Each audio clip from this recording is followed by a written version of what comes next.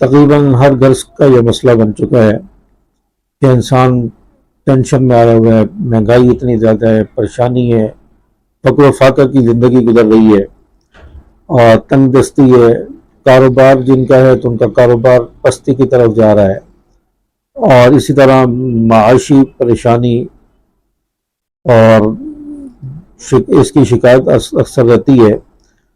تو آپ صلی اللہ علیہ وسلم نے اس کا ایک حل بتایا، ایک چھوٹا سا عمل ہے، زیادہ مشکل نہیں ہے، تو میں اس کو آگے بیان کر رہا ہوں۔ آپ صلی اللہ علیہ وسلم کی حدیث مبارکہ ہے، تو اس پر عمل کر لیں تو انشاءاللہ رزق کا مسئلہ انسان کا حل ہو جائے گا۔ آپ صلی اللہ علیہ وسلم کے پاس ایک شخص آیا، آپ کی خدمت میں حاضر ہوا، آ کر کہنے لگا یا رسول اللہ،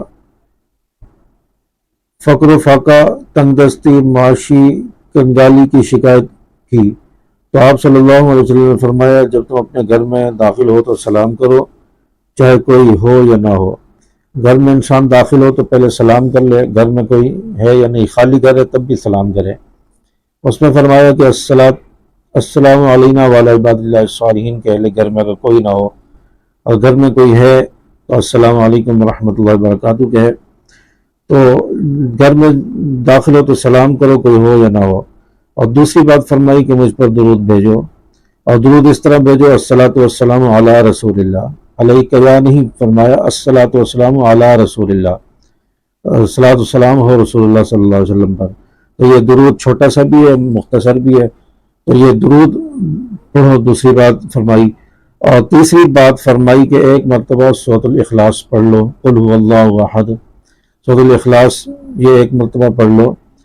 تو یہ تین کام آپ صلی اللہ علیہ وسلم نے فرمایا اس شخص کو جس نے فقر و فاقہ، تنگ دستی اور معاشی جو ہے پریشانی کی شکایت کی، اس کو آپ صلی اللہ علیہ وسلم نے فرمایا یہ تین کام کر لو۔ پہلی بات گھر میں داخل ہو تو سلام کرو، کوئی ہو یا نہ ہو۔ دوسری بات درود پڑھو مجھ پر، اور تیسری بات فرمائی کہ سورۃ الاخلاص قل هو اللہ احد پڑھ لو۔ تو یہ شخص پھر چلا گیا اور کچھ دن کے بعد آیا اور آ کر آپ صلی اللہ علیہ وسلم سے کہنے لگا یا رسول اللہ میں نے ایسا ہی کیا جیسے آپ نے بتایا ہے، تو اللہ تعالیٰ نے مجھ پر رزق کی بارش کر دی ہے کہ اتنا زیادہ ہو گیا کہ میں اپنے رشتہ داروں اور پڑوسیوں پر خرچ کرنے لگا ہوں، یعنی رزق اتنا زیادہ ہو گیا ہے، تو رشتہ داروں کو بھی دے رہا ہوں، پڑوسیوں کو بھی دے رہا ہوں، پھر بھی رزق جو ہے کم نہیں پڑ رہا۔ تو فقر و فاقہ ختم ہو گیا، اللہ تعالیٰ نے اتنی مالی فراوانی دے دی ہے۔